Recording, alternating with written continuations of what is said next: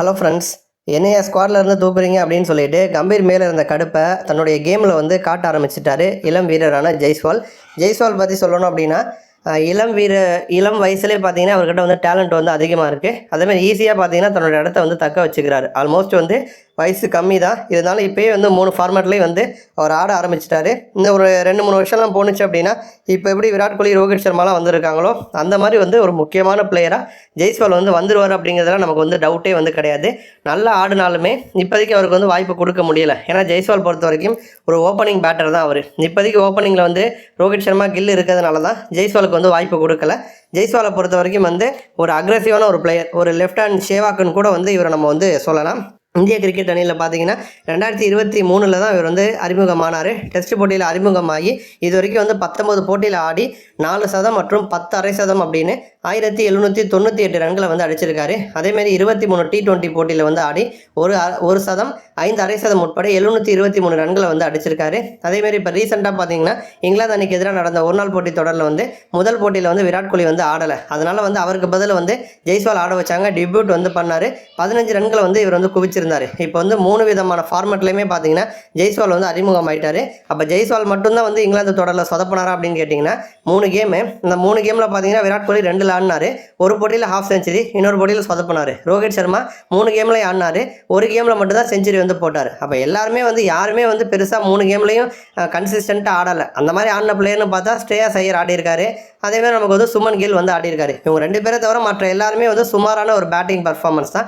அப்படி இருக்கிறப்ப ஜெய்ஸ்வாலை மட்டும் வந்து கோலி உள்ளே வராரு அப்படின்னு சொல்லிட்டு 2வது மற்றும் 3வது ஓடியில் பார்த்தீங்கன்னா பிளேயிங் லெவலில் வந்து வாய்ப்பு கொடுக்காம ரோஹித் சர்மா வந்து தூக்குனார். இதோட மட்டும் இல்லாமல் கௌதம் கம்பீர் வந்து என்ன பண்ணார் அப்படின்னா, இப்போ நம்ம சாம்பியன் டிராஃபிக்கான அந்த மெயின் 15 பேர் அடங்கிய ஸ்குவாடில் வந்து ஜெய்ஸ்வாலோட பேர் வந்து சேர்த்துருந்தாங்க.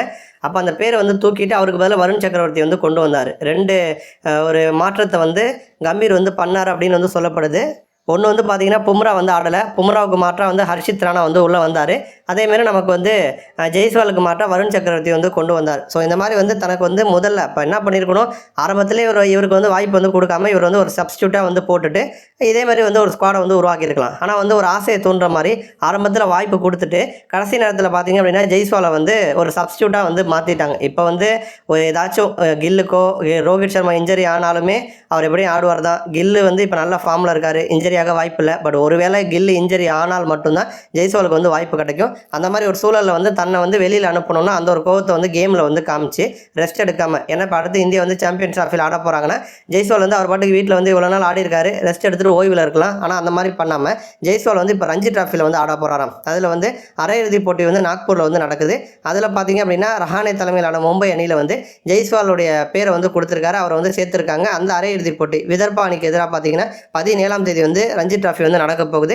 அப்போ ரஞ்சி டிராஃபி இறுதி கட்டத்துக்கு வந்திருக்கு. அந்த முக்கியமான போட்டியில் வந்து ஜெய்ஸ்வால் வந்து தன்னோட பேர் இணைச்சிக்கிட்டு அதில் வந்து ஆட போகிறாராம். ஸோ ஜெய்ஸ்வால் இந்த மாதிரி வந்து ரெஸ்ட்டே இல்லாமல் பிரேக் இல்லாமல் தொடர்ந்து கண்டினியூஸாக வந்து ஹார்ட் ஒர்க் பண்ணிட்டு இருக்கிறதுனால தான் 3 ஃபார்மேட்லையுமே வந்து அவரால் வந்து இன்றைக்கி ஒரு பெரிய ஒரு இடத்த வந்து எட்ட முடிஞ்சிருக்கு. அந்த வகையில் வந்து தனக்கு இடம் கொடுக்கல, திரும்ப நான் எப்படி அணிக்குள்ளே வரேன்னு பாருங்கள் அப்படிங்கிற மாதிரி ஜெய்ஸ்வால் இந்த மாதிரி ஆட போயிட்டாரு. நன்றி.